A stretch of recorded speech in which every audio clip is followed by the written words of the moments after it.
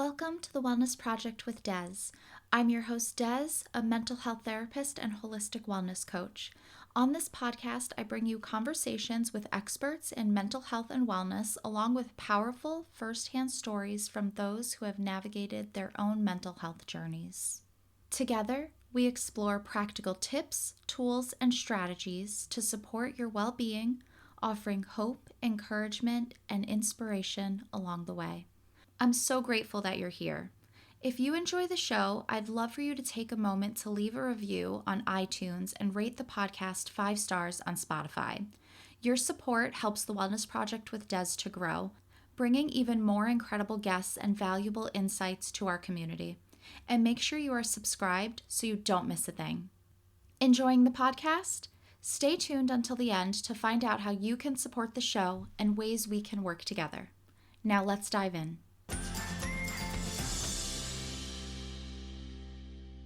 Hey there, I'm your host Des, and you are listening to The Wellness Project. This is episode number 190, and I am speaking with Jen Yundt Coles, and we are talking about basically the mind-body connection and chronic illnesses and how chronic illness can impact your mental health and vice versa, how your mental health can impact your body and exacerbate psychosomatic symptoms.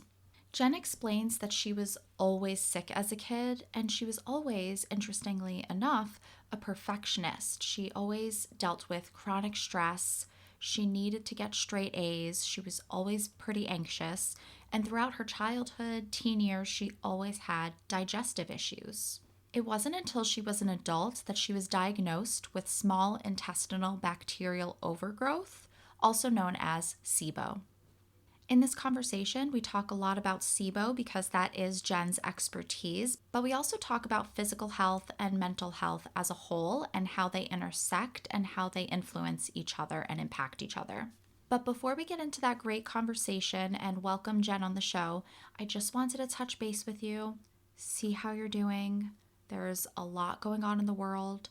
There's a lot going on in the United States, and if you're anything like me, you may be glued to your phone. I have been scrolling social media, the news, reading articles, listening to podcasts like there's no tomorrow. I just want to gently remind you that there is a very fine line between staying informed and absolutely spiraling, right? So all of this doom scrolling, it is not good for our mental health. It is important to stay informed, so please don't misunderstand me there. It is very important to stay informed. But you simply cannot know everything about everything 24/7 at all hours of the day. There's just too much, and it's simply too much for us to bear. It's too much to have on our shoulders. You've probably heard me say this a lot on the podcast, but our nervous systems were not meant to take in all of the world's issues. It was not made to handle opening up your phone and seeing everything going on in the world live 24/7 in real time. It's very hard on our nervous system. It's very hard on our mental health. So please take care of yourself. Limit your media intake when you can. Practice self-care if you can, and really prioritize your basic needs. I hope you are doing well, and I hope that you've been able to take care of yourself and manage your mental health. So getting back on topic of the episode, we are going to be talking about how when we're struggling with our mental health, that impacts our bodies and how our bodies are functioning. We have a very strong mind-body connection, so this is very important to know and very important to be aware of. I hope you enjoy this episode. Please help me welcome Jen. All right, everyone, I am here with Jen Yundt Coles. Jen, thank you so much for joining us today. Hey, Des. It's so great to be here. Thanks for having me. Yeah, I'm really looking forward to this conversation. So before we get into all the great stuff we're going to be talking about, I would love if you can take some time and share your story with us, how you got to where you are today. Yeah, so I'm Jen Yundt Coles. I'm also known as the SIBO coach. And I am a mama, an aspiring rocker, a home renovator, a gluten-free baker, all the things. I'm kind of a go-getter, serial entrepreneurial type, I guess. I was raised in a military family and had strict rules growing up. It's really interesting because I think that, that self-talk that you have and the stories that you develop as a child definitely carried through many decades here now that I'm just turned 50 this year. And so I feel like, wow, I'm at a point now where I can reflect back on all of that and think, okay, I'm going to repeat some of that, but some of that I'm not going to repeat, right? I was one of those kids that was always sick. I had crazy viruses all the time. I was in the nurse's office with stomach aches all the time. It continued into my teen years, mean girl drama and all that kind of stuff going on in high school and boyfriends and the stress and trauma of that. And I was always kind of a wound type of person and, getting straight A's and sort of a perfectionist. And that really took its toll on my health too, but I didn't realize it because, you're young and you're living life and you don't pay attention to those sort of things. And once I got married, my health conditions started to worsen. And then I had two babies back to back. I had been in a car accident. I've actually been in several car accidents, but none of them are my fault, by the way.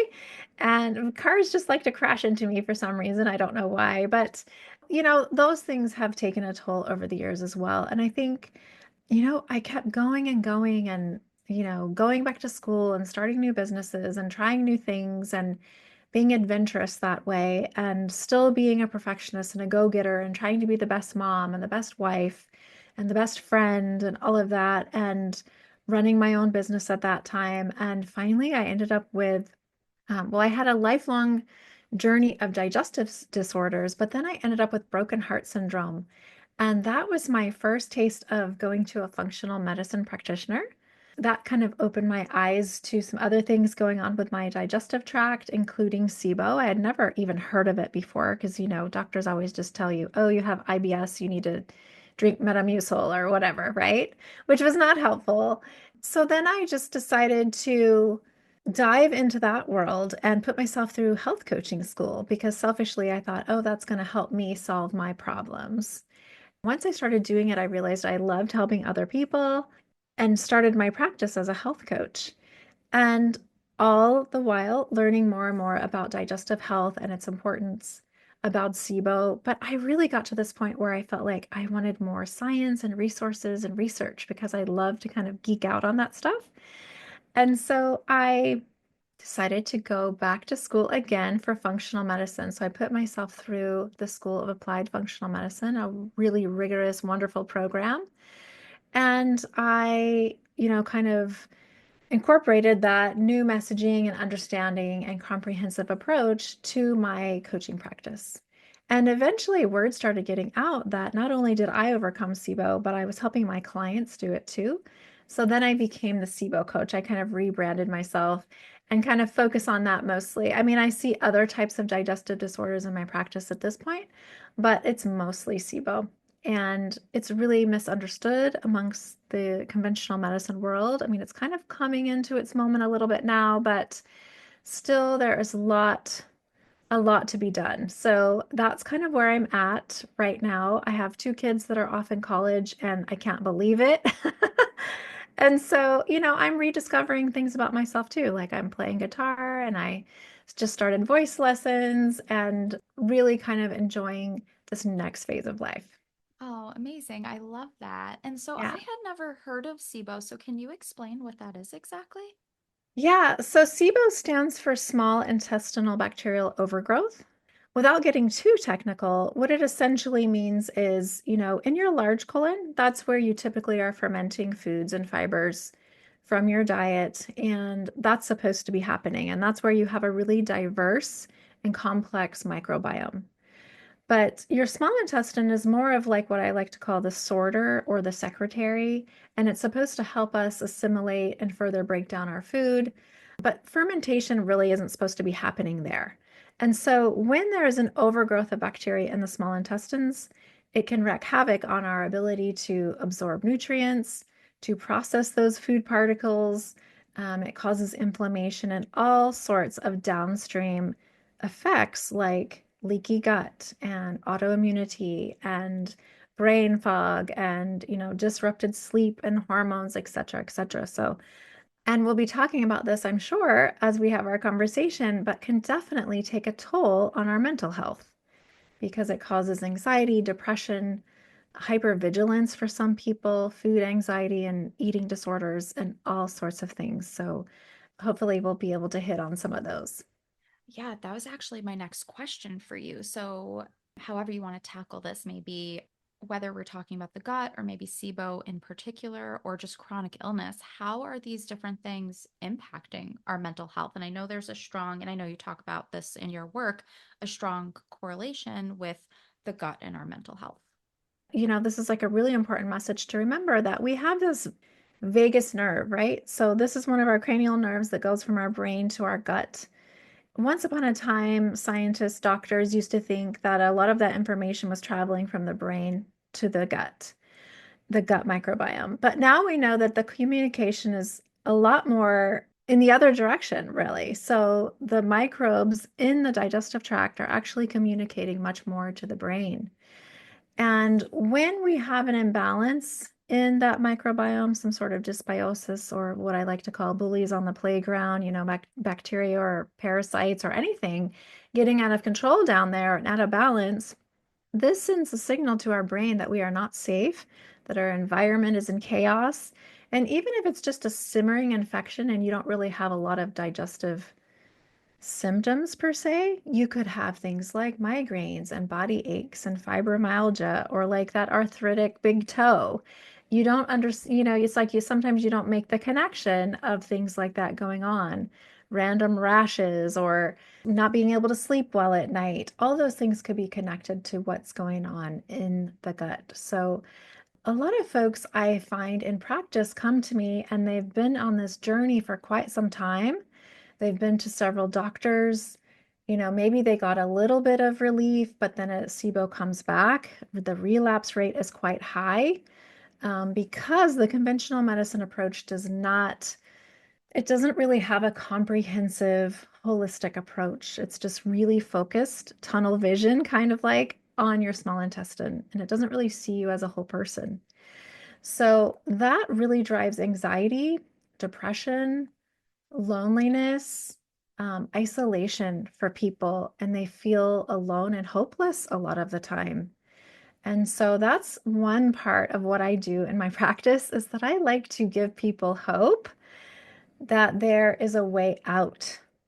So yeah, I do see that a lot in my practice. And like I mentioned earlier too, I see a lot of folks coming to me who have been on very restricted diets for a long time, who have developed now what we call orthorexia. It's like a disorder or, kind of an eating disorder where you're hyper vigilant about everything that you eat or that you're afraid of what you're going to eat because it might make you feel bloated or cause diarrhea or something like that. So that takes a toll on people's social life and their libido and their self-esteem and all of that stuff wrapped up into our mental health. Oh, definitely. And just dealing with a chronic illness or an undiagnosed chronic illness and going to different doctors, going to different specialists, not being heard, like you said, getting told, oh, it's IBS.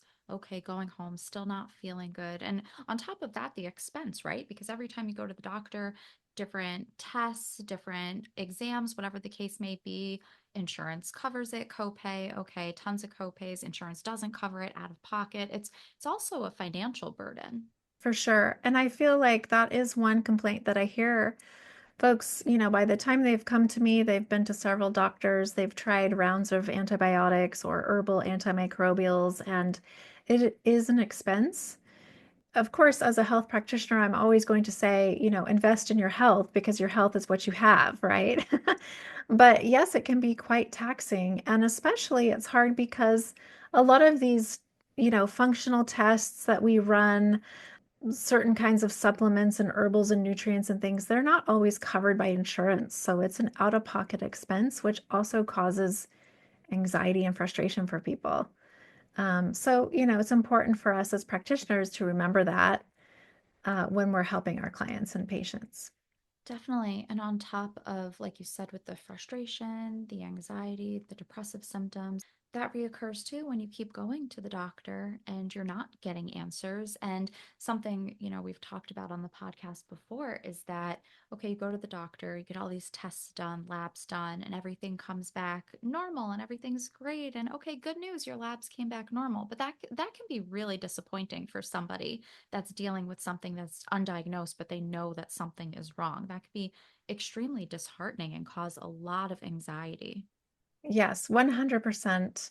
I even have a personal experience of that I often share with my clients where when I was first going through my SIBO journey, and learning more about it, I was seeing a functional medicine practitioner even in the beginning, and she had suggested some herbal antimicrobials. So I took them and I felt really great for like 2 weeks. And then it came back, but it switched forms. So there's three different kinds of categories of SIBO. And so the third type that I had was something that she was not familiar with at all. It was less studied at that time.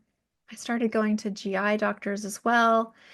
And at one point, my GI doctor even threw up her hands and said, Jen, I think you know more about SIBO than I do at this point. I don't know how to help you. So then I went back to the functional medicine practitioner and I said, I'm really desperate for help. I've had diarrhea now for 3 years. I'm like malnourished at this point. She just said, well, I don't know. Here's some antidepressants. And that's what she was just going to send me off with because she didn't know how else to help me. And yes, of course, antidepressants can be life-saving, but that's not what I needed in that moment. That wasn't going to get to the crux of the problem, right? So that was kind of the final nail in the coffin, I guess you could say, for me. And that's what really drove me to my mission to kind of figure this whole thing out so that I could help other people because I really understood how frustrating and lonely and overwhelming that felt. Absolutely. So if somebody is dealing with something undiagnosed or maybe a chronic illness, but they don't know where to start, they don't know what to do, they don't know what to look into, they're going to the doctor repeatedly, they're not getting answers. Do you have any recommendations for anyone or any steps that they should take or start with? Yeah, so that's a really good question. I think in general, for some sort of chronic condition that you're suffering from, we kind of live in a world now where we can do our own research, and sometimes that's good, but sometimes it's not so good, right? I call that Dr. Googling on overdrive, and sometimes that can just drive us a little bit crazy and think that we're dying, right? When we're not. There's a place for that, but more and more there's support groups online that you can join or find people in your community who have similar things going on so that you don't feel like you're alone. But my number one thing, whether it's SIBO or whatever else it is you're dealing with, I'm always going to recommend that you be your own best advocate. So you're going to continue asking questions. You're not going to give up. And yes, that kind of creates its own sort of forward feeding cycle of anxiety and drive and that whole thing, but there is a balance there of knowing, okay, I have the power to heal my own body. I just need to find the right person that I resonate with, who's going to listen to me, who's going to spend some time with me, who wants to try to help me, right? I mean, unfortunately, a lot of doctors are just so busy, they don't have time to do that. So that's really what I encourage people to do. Whether they work with me or not, I always tell people that. Keep asking questions and being your own best advocate. Same. Yeah. I tell that to people as well, and to not be afraid to switch doctors and I always say, keep documentation. Write the notes, write down your Yes. symptoms, write down what the doctor is telling you, keep track of what you've tried, what hasn't worked, side effects. It's so important to keep that data. Yes. And speaking of that too, I've had some folks who have come to me who say that it's helpful for them to have their partner with them or, a loved one or a friend to go with them to the appointment because sometimes we get a little flustered and we forget, like, oh, I forgot to mention that. So someone with us can help, be our buddy and kind of help us stay on the message, right? To like keep remembering what you went there for and to remember all the symptoms that you want to report and this and that. So it's really important sometimes to have someone else in your corner that you can take with you to those sorts of appointments. I have had numerous clients in the past who have either had a spouse or a mother or even a college roommate who came on the call with them just so they could stay focused and on track. And so that whatever I'm saying to them, if they couldn't remember it, right, the roommate or the mother might remember, right? So it is important to create your healing community. Often it's not just one person. And I also like to recommend people find alternative modalities, really think outside of the box because we are so unique. Not one thing is going to help every person, right? So, for instance, in my practice, I have some folks that like to do cold plunging, but other people like to go to hot yoga. Or I have some folks who are using red light therapy, and then I have another one who loves to go to acupuncture. So, thinking about what are other modalities that might be able to help me as well, so that I'm creating a whole circle of healers, right, to help me. That's a really great tip. I really love that you shared that. And so I'm wondering too, you talk a lot about gut health, how it impacts our mental health. Where would somebody even begin if they want to start focusing on their gut health? Yeah, that's a really great question. So there's some really fundamental things that I might just start off with. Okay. So when someone first comes to me for SIBO, usually they've been around the block a few times. So, they're not total newbies, but even for a newbie, I would say this. So, one of the first things I'm going to talk about is how can we reduce some of our stress level, right?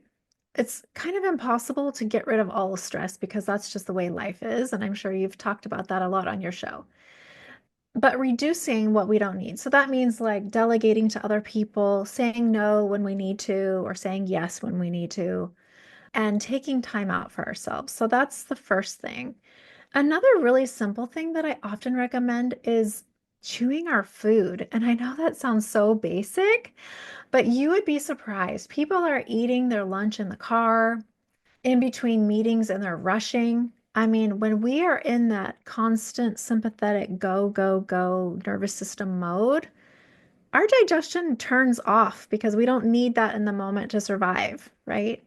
And so just sitting upright in a chair at a table with our feet on the ground and thoroughly chewing our food until it's like butter or paste and then swallowing it makes a huge difference for a lot of people as far as their digestive health goes. Other thing too is just drinking the majority of our water between meals and not with our meals and not the giant glasses of water with ice because that inhibits our digestion as well. And so it's really starts with some basic things. Well, I like to use this example. So I studied traditional Chinese medicine in the beginning of my career. The interesting thing there is that, they talk about meridians and energy systems in the body. And I have found in my practice over the years that oftentimes there's really deep-rooted things going on with folks who have chronic digestive disorders, emotional trauma, or a story that someone planted in their mind, right? Heartbreak and loss and grief are often at play for ongoing digestive disorders. So I would recommend people really start to peel that onion, find out what else is going on. Do some journaling, do some deep breathing, do some meditation. Personally, I am really into hypnotherapy right now. I'm loving doing that. And speaking of that, there's a really great app. It's inexpensive. It's called Nerva. It's really popular right now, and it's for retraining the brain pathways that affect the digestive tract. And so that's another way we can connect those two things and get some relief from some of the chronic pain or symptoms that we're experiencing. Gosh, I could go on forever about things that I might recommend, but really, as a go-getter type person, I attract a lot of those to my practice, professional creative types. And a really big, tough love conversation that we have to have is about slowing down, giving ourselves permission to rest when we need to rest, finding joy activators on a regular basis. What are little things I can do throughout my day that will reset my brain and my nervous system? And so those are kind of conversations that we have in practice. Those are all really, really great tips. And some of them, wow, I've never heard of that or that I would never think of that. So, really, really smart. And so, that app, I'll include that in the links in the show notes as well. How do you spell that? Oh, it's Nerva. It's Nerva. Okay, perfect. Yeah. Very interesting. I will definitely include that in the show notes. These are really great tips. So it sounds like there's a lot of surprising things that are connected to the gut that we would never imagine or that we wouldn't realize. Where does this disconnection come from that we're not really taught about our gut and how it impacts us so deeply? Yeah, where does it come from? That's a good question. My first thought is just that's how we're raised. We go to the doctor and all your body parts are separate. I mean, even in my early days of IBS symptoms, I went to the doctor and I said, she was palpating my abdomen. And I said, "Oh, do you notice this rash here that I have over my left quadrant?" I said, "I'm pretty sure it's connected to whatever's going on in my gut, in my large colon." And she's like, "Oh, well, I don't have any idea about that. You're going to have to go down the hall to dermatology." Everything is just so separate. And I mean, it's not their fault. That's how they're trained, right? And then everyone wants to be a specialist. The thing is we're not separate body parts. We're all connected, even to each other. That's kind of just my vision for the future is to really think about how we can change healthcare instead of managing sick care. Yeah, I don't know how we got to this place of disconnecting the idea of our gut being connected to our brain and our mental health. I'm not sure how that happened, but I hope we can reverse it by talking about it more and more. I think we're definitely starting to because I've been just seeing it more and more online. There's definitely more of a conversation about our gut and gut health Mhm. and the importance of our gut health connected to our mental health and just the mind body connection. There's just a lot more conversation now that I'm noticing. So I definitely think we are making that shift, which I'm hoping that we will continue to do so. And I think also just a lot of people are more concerned about living a holistic lifestyle. Like you said, our body is one, it's whole, everything is connected, but so is everything else, right? Like I talk about like the eight foundations of wellness. So like financial health, like our occupational Yes. health, our social health. So all of these things are connected. If we're not focusing on one, we're just a little off balance, right? It all contributes. Yeah, yeah. Yeah, and I love that idea too, because that's a conversation that we'll have sometimes in practice. Like, what's going on with your relationship? Or, oh, you had this tough conversation with your boss, and then you noticed you had symptoms right after that. Like, let's talk about it. And to your point, it is coming to the surface because I see these things too in my research as well, but more and more we're finding scientists doing research on specific strains of probiotics that help, with depression or anxiety, for instance. And even the understanding that our serotonin, which is our happy neurotransmitter, is mostly made in the gut lining, right? So understanding that connection, I think, is finally coming to the surface. But these are things that we kind of know intuitively sometimes as well as human beings. Oh, absolutely. And so, something we talk a lot about on the podcast is reconnecting with our bodies and listening to our intuition because we live in a society that really encourages and promotes disconnection from our body from a very young age. And so, reconnecting sometimes is difficult, but I think, again, we're in this place where people are wanting to reconnect and listen to that intuition, whereas before it's very easy to push that intuition aside, not listen to that voice and just like you said, you're a go-getter. Like I kind of am too in that way and just go, go, go, go, go and ignore all of our just very basic needs. And Yeah, it's very yeah. easy in our society to just keep going and push ourselves and we get burned out and it's just this vicious cycle and we ignore our needs and push ourselves into the ground. Yes, yes, I couldn't agree with that more. And I feel like I'm a walking example of that. I have had many things happen to me in my life, or happen for me, rather, I guess you could say, because I've learned a lot of lessons. I mean, at one point, I was working on a home renovation project and was going, and working full time and growing my business. And I was so burned out and exhausted, but I was up on a height on a ladder and blacked out and fell and cracked my head open. And I mean, sometimes it takes these things, messages from the universe, like, oh, it's time to slow down already, right? Having experiences like that, I'll teach my clients that sometimes too. We can push and push, but eventually our body is going to say, okay, I've had enough. Hmm. And when we start off with little symptoms like, oh, a little bloating here and there, oh, I noticed a shift and I used to be constipated, but now I have diarrhea. Like, this is information that your body is trying to give you. So when you have a symptom like a headache or a sore knee or something, ask yourself some questions like, oh, I think I need to check in with myself.